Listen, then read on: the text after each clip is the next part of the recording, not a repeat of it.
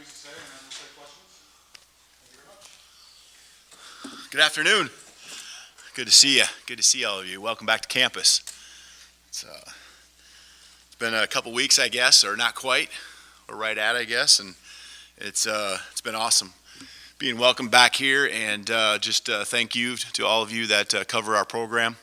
I really appreciate all of you. So obviously today is a exciting day. Just announcing a class and so much more that's continuing to evolve with our program. It's exciting, you know, it's growth, and that's what it's all about. Every day getting better, and today we got a lot better. There's no question. So 5 signees today that I'll certainly go into a little bit of depth with and be happy to answer some questions. But the top priority was to get you know, the guys that were committed. You know, the guys that when I looked at them on paper and watched their film and just understood more about them, were guys that loved this program, had deep ties to it in some ways, whether it's because they were committed for a long time or local, whatever it might be. But that was a top priority. Excuse me. We have 2 guys from Arizona. We have 1 from Nevada, and then we have 2 guys that are local that I'm super fired up about. You know, before I get into each one of those, it's a 5 guys in the class right now, and it's going to be a small class. It was going to be a small class even before I got here. When you look at just the seniors that graduated, there was only 6 seniors that graduated. There are a few guys that are leaving early for the NFL, and so you know we'll be replacing those. And then there'll, of course, be a few guys that leave, I'm sure. You know, with the portal and everything, and I think a lot of those guys kind of had their minds made up, but they certainly did a great job of being respectful and giving us a chance to talk with them. You know, now as I've been here on campus, so it's gonna be a small class. There's just not a lot of spots to fill. I think looking at the class, you know, moving forward, I think we're in a really good place going into February. Our January leading to February signing day with laying the foundation on a few guys that, you know, we'll work hard to get, that we see as guys that can help us in our program. I think there's also a continue to evaluate once we really get to be around our team in January, which is one of the benefits of being a quarter system. We'll get to see our guys in January when the staff returns or is here and the players return. And then we can make some more decisions on exactly the holes we need to fill in the areas that where we identify needs. But I feel like we're in a good place moving forward with some of the other top prospects that won't be signing here in the days ahead. So as a whole, I really feel like this is a talented group, and obviously that's your goal. But they're a talented group. I think I love the length. I'm big on length. Obviously, speed's a huge deal. But I love length because, you know, you can put weight on length, and the game was meant to be played physical. And, you know, those guys putting some size on over the years as they develop in our strength program, you know, be something that certainly, you know, will pay huge dividends. And I think just in general, these guys are rock solid guys. You know, identifying guys that are talented is one thing, but the support system that these players that are joining us, our prospects that are joining us have, it's really impressive. And it's been fun getting to know their families, even more, even others, you know, support systems, their coaches, whoever it might be. It's been fun getting to know them here just in the last really week and a half, and already building some strong relationships with them. I know they're fired up to be dogs. We do have 2 guys that will be joining us already mid-year, and I'll get to that here in a second. Those guys are ready to go, you know, I know we're going to make an impact. So just getting to the 5 gentlemen that have signed with us here today. Give you the names first and then talk a little bit about them. But Jeremy Bernard, wide receiver, 6'1", 196, from Liberty High School in Las Vegas. Denzel Boston, wide receiver, 6'3", 191, from Emerald Ridge High School here in Washington. Parker Brailsford, 6'2", 255, from Saguaro High School in Mesa, Arizona. Lance Holtzclaw, an outside linebacker, DN type, drop end player, 6'3", 201 from Desert Ridge High School in Arizona, and Ryan Otton, local, and obviously brother of Cade, tight end, 6'6", 224 from Tumwater here in Washington. So just a few notes kind of about each guy, and then of course answer any questions. Jeremy, first of all, he'll be a mid-year, and just a very dynamic player, just really special, committed early in the process, well over a year ago, I think at the end of July, and his tie-in and his energy that I think he's going to bring, just because he's so comfortable, so familiar with this program already. It's truly exciting, and I think him seeing what we were going to do offensively got him even more motivated and excited to be a part of it. And he's just such a dynamic guy, wildcat, running back, punt return, kick return, just everything he does. It's impressive. He had 3 punt returns, 1 kickoff return, an interception for a touchdown just this last year. So not going to get too much into stats, because I think in the releases, you guys can all see that. But I think the other pieces, durable. I've written durable, that he's a durable player, just with the physicality he plays with and the ways they utilized him. I thought that was really impressive. Great balance. And then I think most importantly, he's got a maturity about him. He's got a focus about him, where he really understands what he wants to do and his goals ahead, whether it's at this level or beyond. And he understands the work that it takes. And again, that goes back to just how he's grounded because of the support system that's around him. He was the first committed in this class, again, going way back into 2020. So Denzel Boston is another wide receiver here, Emerald Ridge High School. I think, really just getting to know him, he really just wanted to stay local, and when I saw the film, I wanted him to stay local too.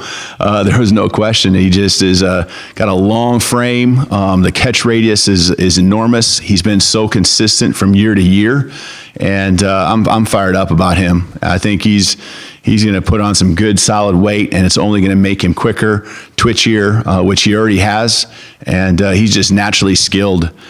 Great body control. He loves football. There's no question in my mind. He loves football, and he's got a smile on his face. I think it's something where just you can see. I think it's be something that's contagious as we build our culture and our team. I think he's one of those guys. It's very evident to me just in the way he talks. He loves ball. That includes the hard work that goes along with it. He had over 100 yards a game a couple years ago in the shortened season. So fired up about him. Again, I'll let you look at the stats, but I know he's going to be exactly, he's a good complement between he and Jeremy. They complement each other coming in this class as wide receiver tandem. So pretty exciting there. Offensive lineman, Parker Brailsford. He's one of the guys that we didn't get the whole staff or the people that are here a chance to meet, just because he played in a championship game this weekend, and they ended up winning it. He comes from a great program, top tier program. Won the state championship. He's going to be a mid-year guy, just meeting him, he's that kind of dynamic personality. I'm going to use that a few times here on a few guys, just because I think it's a great word to emphasize what these guys are like. They're not just great football players; they're really good guys to hang around. They're the guys that you just want to sit around and hang with, hours upon hours. And he's really smart. You can see it in the way he plays. You can hear it in the way he talks. He's athletic. When you watch his film, you're going to see him finishing, going to the whistle. Right? We're not going to go through the whistle. We're going to go to the whistle. But he finishes, and guys are on their back, and over and over and over. He's got that nastiness in him that you really want in an offensive lineman. So twitchy, explosive, runs well, athletic, just really good body control, again, in a different way than when I talked about a receiver. But I'm fired up about Parker. Lance is one of those guys, first of all, just personality-wise. I can't wait to get him in the locker room, because he's an all-in guy. I think wherever he's at, it's about the friendships and the relationships that he has. And he's one of those guys that's just going to infect your locker room in a positive way, because he's a team player through and through. And again, he's an explosive guy. Kind of see him as an edge guy, weak side defensive end, outside linebacker type player. He's got a frame to grow into, got that burst that you really like to see, and just again, I go back to the personality, and the personality is fun and is easy going, hanging out with, but he's also got this intensity about him where he knows what he wants. And, just like his coaches all verify, he knows what it takes to get what he wants. And I'm excited about that. You can't go away from a guy whose nickname is Showtime. So that was certainly jumped out at me the first time I talked to him on the phone, and I learned that. So, and last but not least, Ryan Otton, tight end, and comes from a football family, that goes deep. And I think, everyone understands that Cade being here had an amazing career and amazing football player. I think with Ryan, you're going to see him make a name for himself. He has never said that, but I think just in the way he goes about things, I think that's a big deal. And, I think you're going to see, just because of the ability he has and the type of person he is, the character he has, you're going to see exactly that. He's a tight end that, in our offense, is so important. Whether it's giving you the extra gaps and alignments, control in the middle of the field in the pass game. He's got that nasty to him, much like I talked about with Parker, where he's going to finish and, make sure he gets not just his job done, but he gets it done at a high level. He's a, guy that I think, we have him listed at 224 right now. I think was the last time any official measurement was made anywhere that we could get our hands on, and he'd probably be 250, 260 by tomorrow. I just see that with the frame he has. When you have that length, it's easy to put it on. So, no question that he wanted to be a dog, and even through the times I had a chance to talk with him, it was evident that way. And so happy to have him. And I think just one summary of all these guys again. These guys come from great families, and family is a word that we talked about a lot when we were talking with these guys, and the family of the players, but also the family community that we want to have as a program, and they add to that and make us better that way. So before I open for questions, I know there's probably questions on staff updates. We've officially announced just 2 coaches that are on staff: Coach Ryan Grubb as our offense coordinator, quarterbacks coach, and Julius Brown at corners. Off the field, Courtney Morgan as our director of player personnel, and those guys have been doing an amazing job, just beating down the pavement and getting the recruiting going. We are very close to expecting to make some more announcements here very soon in the next couple days. So. All excited about that. That will be a lot of fun to share that with you. I'm super fired up about the direction that's going. So, any questions? Coach, how many of these players did you have relationships with before you got up here as the Husky head coach? And when you came in and visited with them, you said it was great building relationships with them, but were they kind of skeptical, or were they all just accepting right away? Yeah, I had zero relationships with any of these guys.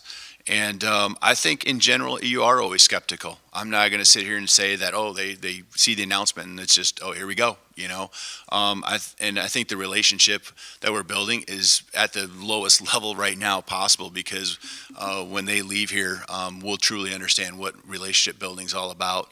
And so to answer your question, I did not know any of these guys or have a relationship with them. I knew names, but that was it. And it's just, these guys are special guys, and the talent spoke for itself. But the character, as I got to know them, and they're just fun guys to be around. And I think they all, just this group right here is gonna be a great core to build around.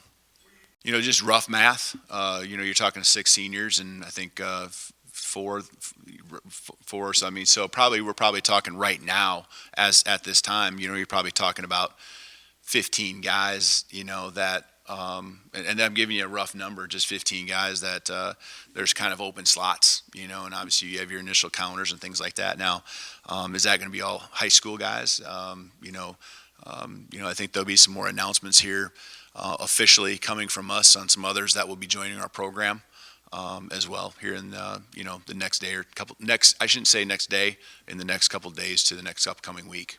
What has the last couple of weeks been like in terms of the scramble to get here and to assess the current roster and to assess your existing commits and what you need, and just What have the last couple of weeks been like from that perspective? Yeah, I mean, it's what I expected. I've been in different ways, transitions, head coach, assistant coach. I mean, you're in it, and you really are in your own world, just in focusing on two things, right? The staffing and your team, and building your team with the recruits. So really, that's where you put 100% of your focus each and every day. I love it. I enjoy it.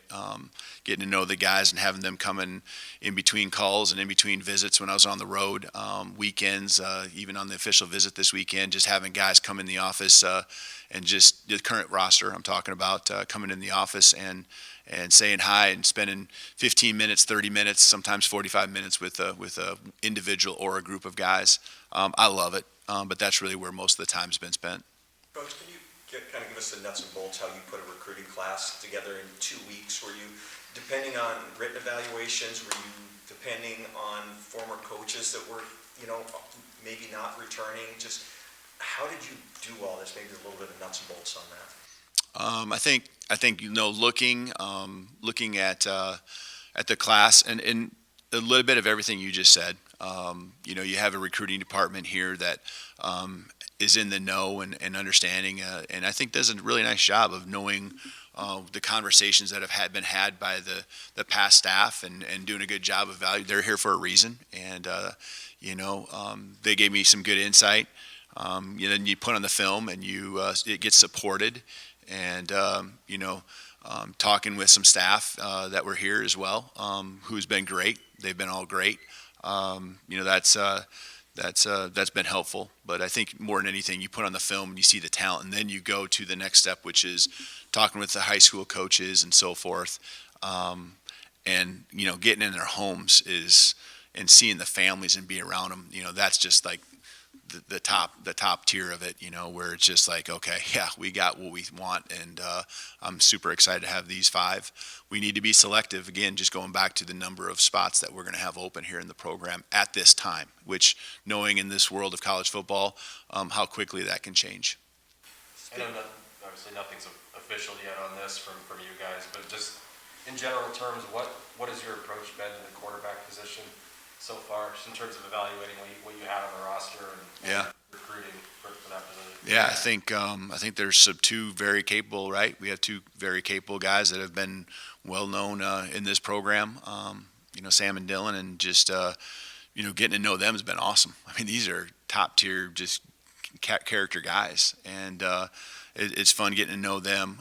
Coach Ryan Grubb being here as the offensive coordinator, getting to know. I know he spent a lot of time. I did early on before he even got here, and I know he's done a lot more of that. But you can tell that they're hungry, that they're excited, and I think it's understandable that you can't just have 2 guys on scholarship in your program.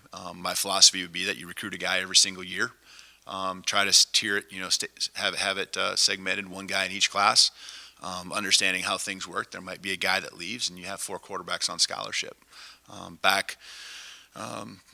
Just not that long ago, I've even felt like we have 5 quarterbacks sometimes slotted, and I've had that before. I think reality of where we're at now in college football, that's tough to have, and so 3 gets a little scary. Been there before.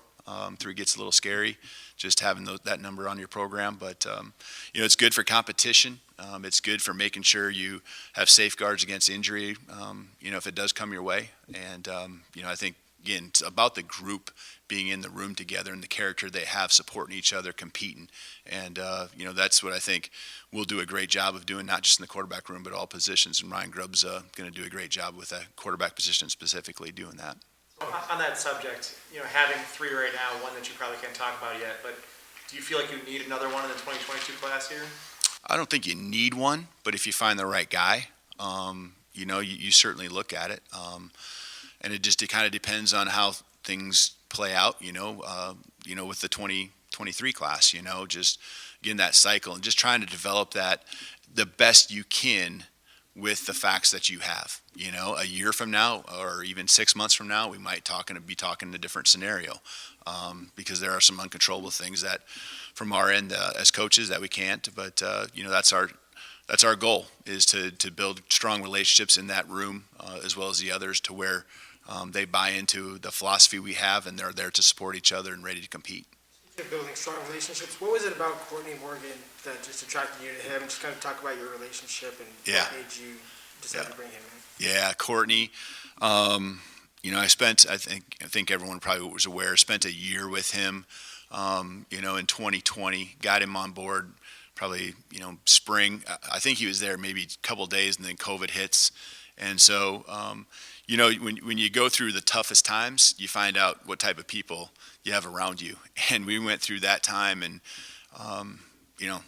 there's furloughs going on, and there's Zoom calls and trying to figure it out. And this is a guy that just stays the course and is. You talked about relationships, and that was your question. He's amazing with it. He loves the process, and I think that's what, when we announce the staff and the direction we're headed, you're going to see we have a staff that loves the process of building those relationships and getting to know the guys, looking under every stone to find the most talented, not the ones that necessarily always that appear to be the best, but the ones that are the most talented that you can develop and fit what you want to be. And that's always, usually the guys who are the most talented, but I think the character piece and all that comes into play as well. Courtney, I think it will be probably documented. Was involved in building some great classes the last 2 years wherever he's been. Actually, you can go back 3 or 4 years. It's not a coincidence, that the success of those programs is a result. It's not a coincidence that the success happens where he's been, including us at Fresno State, where we had, a big surgence of better players from 2020 to 2021. You talked about the 5 new guys in the recruits. Are there any other additions or subtractions on the roster that you can tell us about? No additions. Subtractions, I'm not ready to do that yet. So there are some guys I know that will be or in the process, if they haven't been out already. But I just want to verify some things exactly where they're at in that. So don't want to go down that road quite yet. But I appreciate the question. Nationally, Dabo Swinney of Clemson made some remarks that made headlines this morning. I don't know if you saw them. I have not. But, he talked about the transfer portal and what's going on nationally. He said it's really sad. There's right now about 2,000 kids in the portal, and most of them don't have anywhere to go. There's so much tampering going on, and so many adults manipulating young people. Mm-hmm. It's sad. How does that correspond to your experience? Yeah, it's where we're at. It's sad that it is that way. But there's arguments the other way as well, right? I'm here, and just not long ago, I never thought that this would be where I would be at. I sat in front of a team myself, and the last game I was with them, really didn't see this as where I would be. And that team's getting, they're getting ready to play a bowl game this weekend. And at that time, I fully thought I would be there. And so, as coaches move, you got to try to find that way where you can give the guys some freedom, but the part is that exactly what you're saying is where it gets hard, because it does seem to be out of control, and finding that fine balance, I think, is what's going to be the tricky. I don't know what the solution is, but I just always, I think whenever I talk to guys, I always want what's best for them. I really do. Because what's best for them, I hope, is being a part of our program. But this window of opportunity they have to play college football is small. And you want them to enjoy it. And that's why I coach, and I have to protect our program and make it the best it can be. But in the end, and I think taking this having this philosophy, I think is what has helped me have our success, or help the success of the programs I've been at, is by just giving everything to those guys and talking it through with them. And if that is what they feel is the best thing for them, then that's what it will be, and I can live with that. But I don't know what the solution is. It to me would be very nerve-wracking if I was in their shoes and I entered the portal, not knowing exactly where I'm going to be going. So, we'll be, I'm sure, dealing with a guy here and there, in the days, weeks, months, years ahead. Following up, how much has the degree of difficulty increased for you as a head coach in this environment in terms of recruiting? I think it certainly is more difficult, no question. And I think I think the NIL thing adds another level above and beyond. You always used to just feel like if you just built this strong culture, that just made it hard to absolutely, extremely hard for guys to want to leave because they just are involved in the friendships and the relationships they have. But there is more to it now. There's definitely more to it. But that's, I guess, how I know how to make it to where it will be hard is just diving into them with jumping in with 2 feet, and that's what our staff will do. It's been successful. If you look at the core guys and the team that we had the last 2 years, the key guys were all there. They were all there.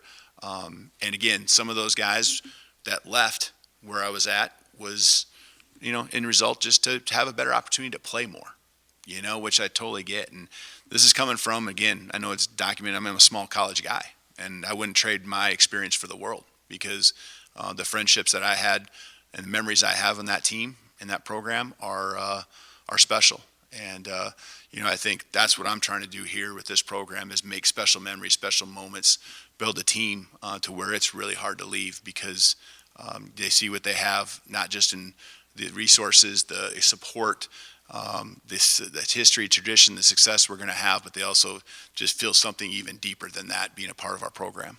That's Holtzclaw. I think it had said he wanted to wait until February to sign. Obviously ended up signing today. How important was it to you guys to get him on board today, and what do you think it was that made him ultimately decide to do that? Yeah, I just think just kept getting to know him. It was middle of last week before I got a chance to really get in front of him. And man, that's hard. You don't know what's going to happen, and then finally a coach gets announced, and then it's still that coach is working on other things, and finally gets a chance to be with you. You can FaceTime, you can talk on the phone and as much as you want, but I think in his mind at that point, that's probably what he was going to do. And we just stayed the course and kept talking and kept having conversations. And I think the more you do that, the more they understand that, hey, this is the right place to be. And I'm really excited that he made the decision to sign with us today. And he's going to be a great football player for us. Kalen, when do you think you'll have your staff put together, and is it 8 more hires? Yes, it would be 8 more, and it will be happening fast here. Yeah, it would be. It would probably be in a couple different waves. Next couple of days, it shouldn't be much longer. Have those decisions been made, or for the most part, yeah. And there's just some few things we just got to work through with a few decisions, but few things that just got to be worked out. The positions for recruiting that you need to fill still, and maybe some transfer portal, is there 1 or 2 positions that you take a look at the roster that you really feel you need to add some depth to or prioritize in recruiting right now?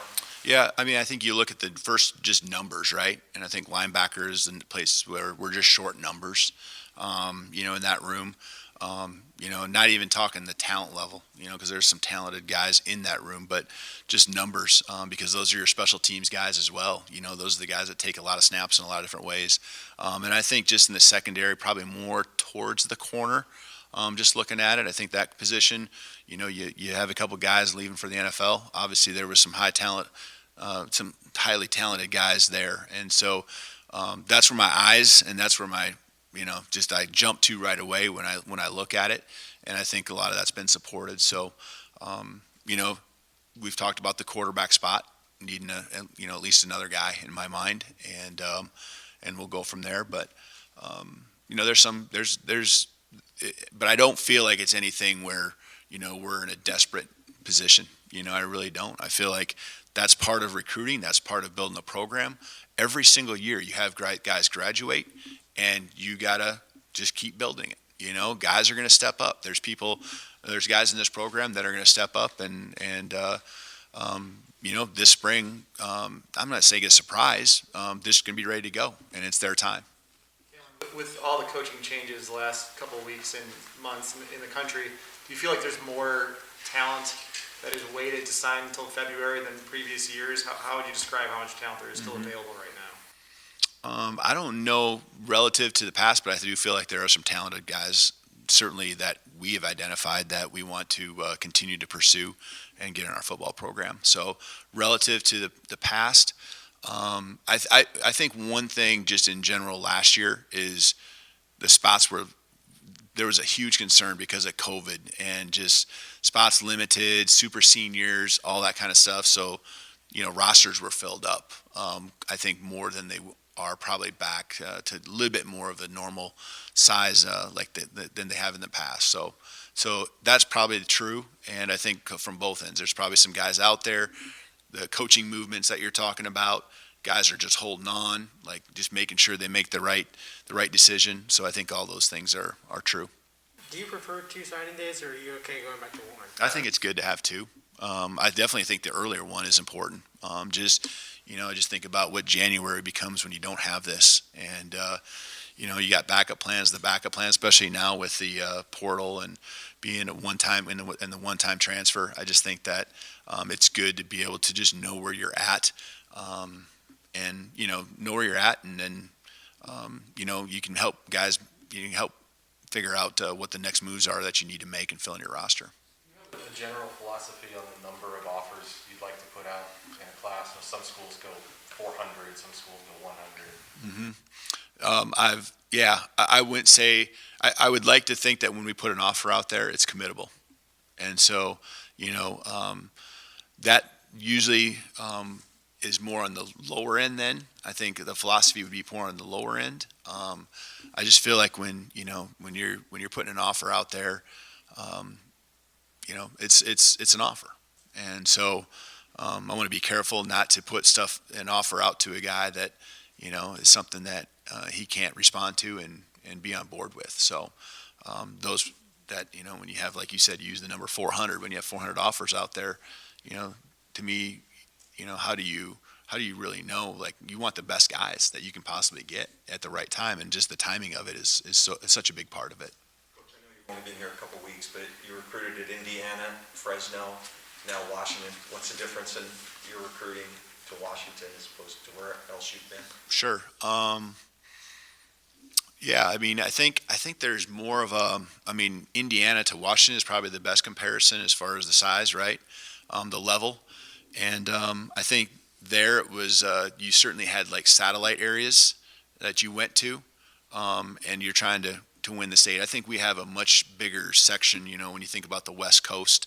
Obviously, you're always starting in state, but the West Coast, I think, in general. And then I know as soon as we do get around, and I think there are some at least one satellite area that I could see us, working with, going into a little bit more. And so, we'll figure that out. But I think it certainly is a region, and the program over the years here has just had so much success, and so I think being able to identify and when you make an offer, really have a good chance of getting the guys that you've identified, I think is certainly been shown, and I would expect that again in the years ahead.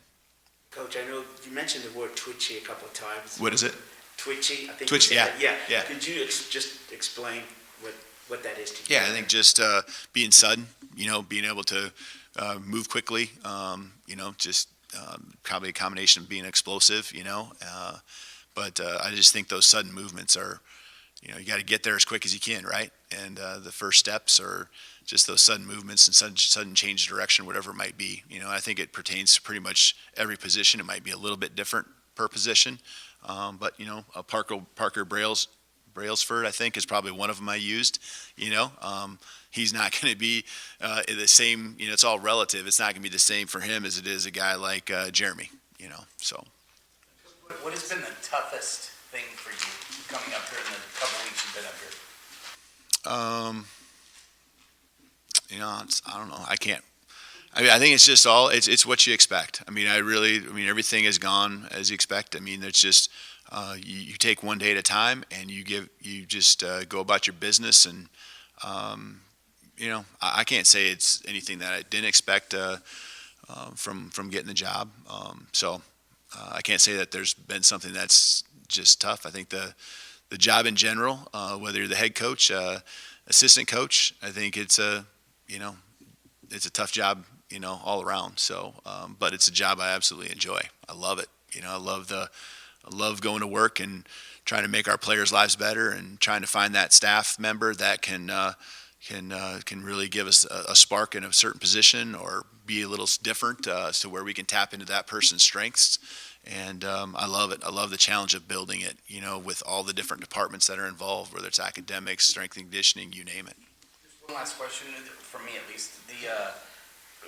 They did a story on the Navy coach and how he wants his coaches home by 6 o'clock to have dinner with their families every night. Are you a coach who prioritizes that, or are you like, hey, we need to get the work done and we need to get it, whether that's 8 o'clock at night or whatever?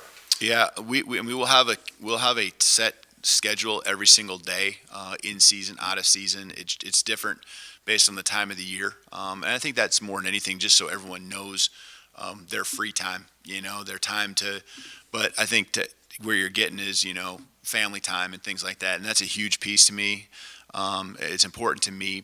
I think number one, coaches are going to know that their families are always welcome to come up.